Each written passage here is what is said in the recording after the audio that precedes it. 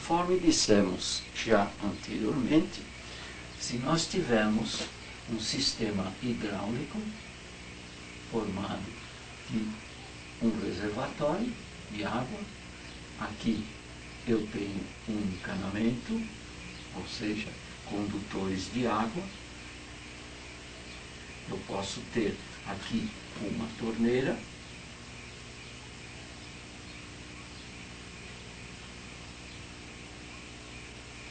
essa torneira, se aberta, nós temos aqui água. Essa água vai jorrar pelo cano ou pelo condutor hidráulico. Esse condutor permite a passagem. Quando a torneira estiver aberta, haverá passagem de água. Então nós temos aqui um sistema energético hidráulico formado pela força. Essa força aqui é uma força que vai promover a passagem da água, a corrente da água. Esta força é criada pela diferença de nível entre a caixa d'água, a altura que ela está, e o solo.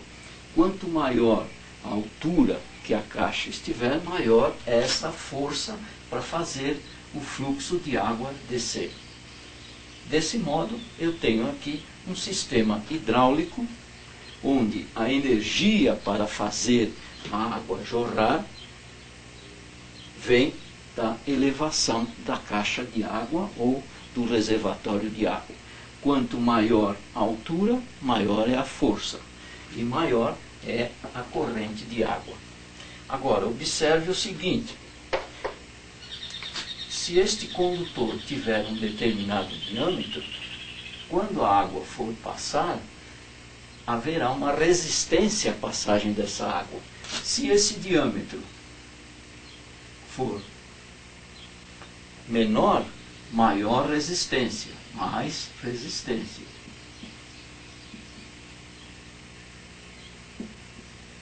Se o diâmetro for maior, observe, um cano mais largo, mais grosso, há mais facilidade de passagem de água. Desse modo, a resistência aqui é menor. Menor resistência. Se o diâmetro for maior ainda, assim, mais grosso, menor é a resistência e a passagem da água vai ser mais fácil. Portanto, observe aqui que você tem agora um novo parâmetro para uma instalação hidráulica, para a energia hidráulica desenvolver, ou seja, é a resistência do condutor de água. Mais estreito o condutor, menor diâmetro, maior a resistência. E a água vai passar menos, ou seja, a corrente de água aqui vai ter uma resistência e desse modo vai passar menor quantidade de água. Quando a água passa por essa resistência, há o desenvolvimento de um trabalho na resistência.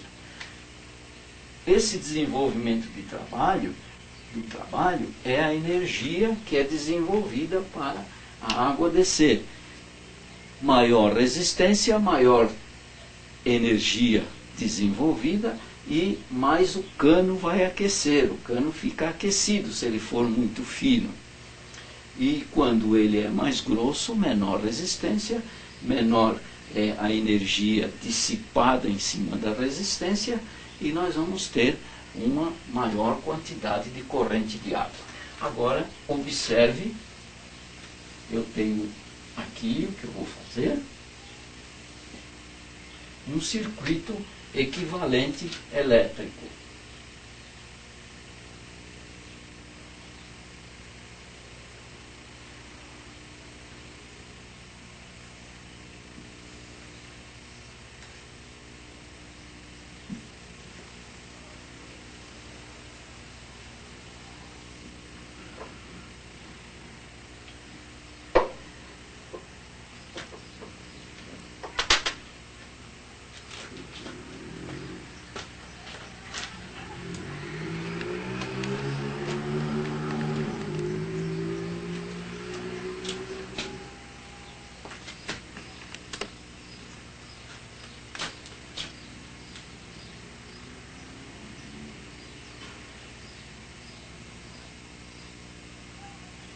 tenho aqui uma bateria. Essa bateria tem os dois polos, polo positivo, polo negativo.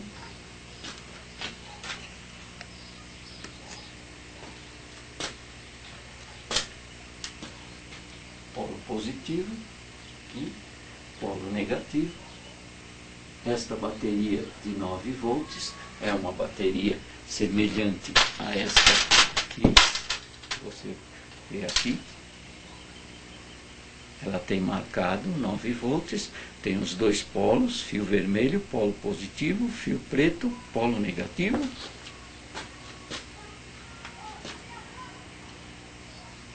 Se eu fizer isto aqui, se eu colocar aqui uma lâmpada,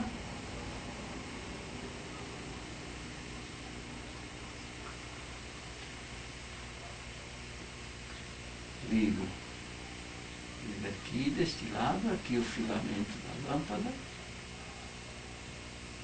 aqui eu ligo o outro polo, eu tenho aqui um circuito equivalente àquele hidráulico que nós vimos anteriormente. Esse circuito equivalente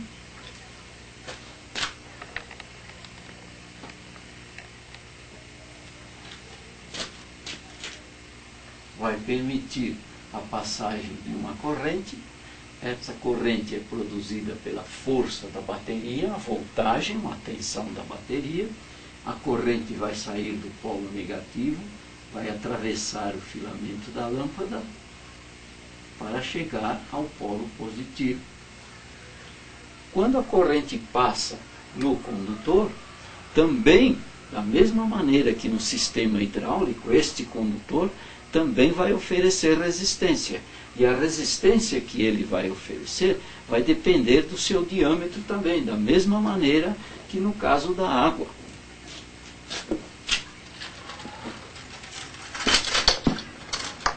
Veja aqui, eu tenho um condutor de energia elétrica, é um condutor elétrico. Esta parte é a capa isolante e aqui no meio é o próprio condutor de metal. Observe o diâmetro largo, portanto este condutor, um condutor como este aqui, vai oferecer pouca resistência à passagem da corrente. Este outro com a capa verde já tem um diâmetro menor, observe, vai oferecer maior resistência. Este outro, diâmetro menor ainda, um fio mais fino, vai oferecer maior resistência ainda. Da mesma maneira que no caso da água, quando a corrente passa pelo condutor, a corrente passando desenvolve uma energia no condutor. Por quê? Porque o condutor, sendo mais fino, vai produzir maior trabalho. A corrente vai ter que produzir maior trabalho para passar. E, consequentemente, o condutor vai aquecer mais. Da mesma maneira, a lâmpada. Observe, toda a energia fornecida pela bateria vai ser desenvolvida em cima dos condutores e da lâmpada também. A lâmpada vai ter uma energia que é desenvolvida através do brilho da lâmpada, a luminosidade que ele oferece, e através do calor, porque a lâmpada também se aquece. Desse modo, nós temos aqui um parâmetro chamado resistência, que você não conhecia até agora. Você até agora conheceu tensão e conheceu corrente. Agora você está conhecendo resistência. Em eletrônica,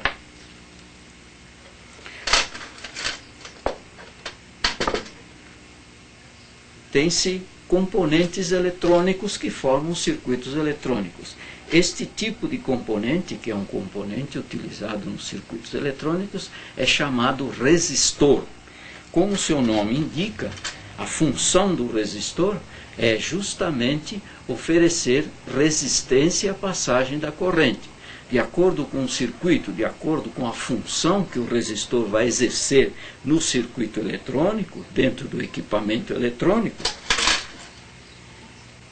vamos ter uma resistência maior ou menor especificada pelo valor que está muitas vezes sob código de cores, que você vai conhecer mais para frente, e muitas vezes tem a resistência marcada no corpo do resistor.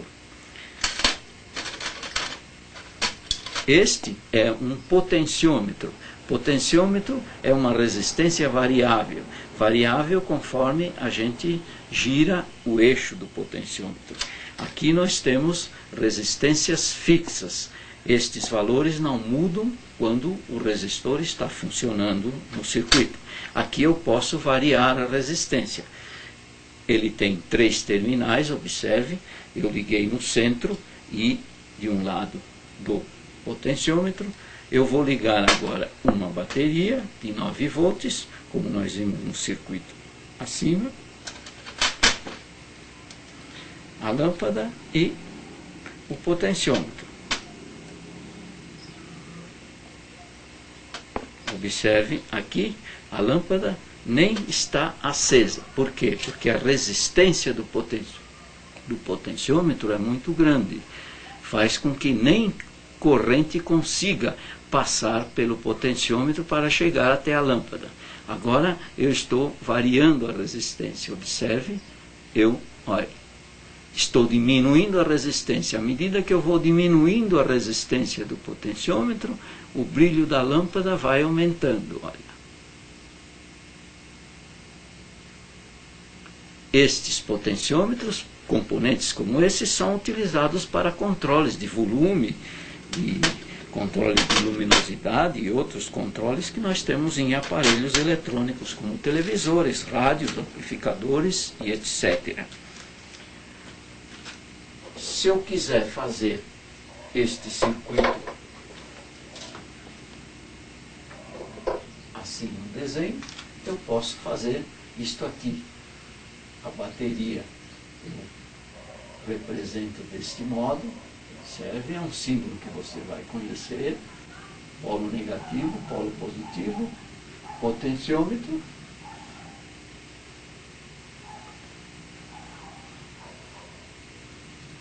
e a lâmpada também um símbolo que serve.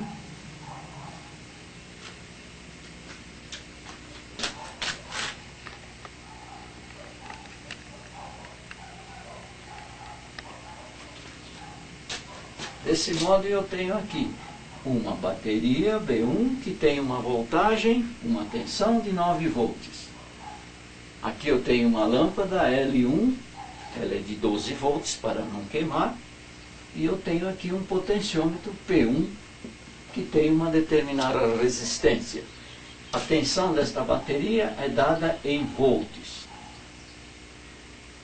A luminosidade da lâmpada nós não especificamos, geralmente. A tensão da bateria, a corrente que vai circular aqui é dada em amperes. E é simbolizada com a letra I. I é corrente. E, que é a tensão da bateria, é tensão.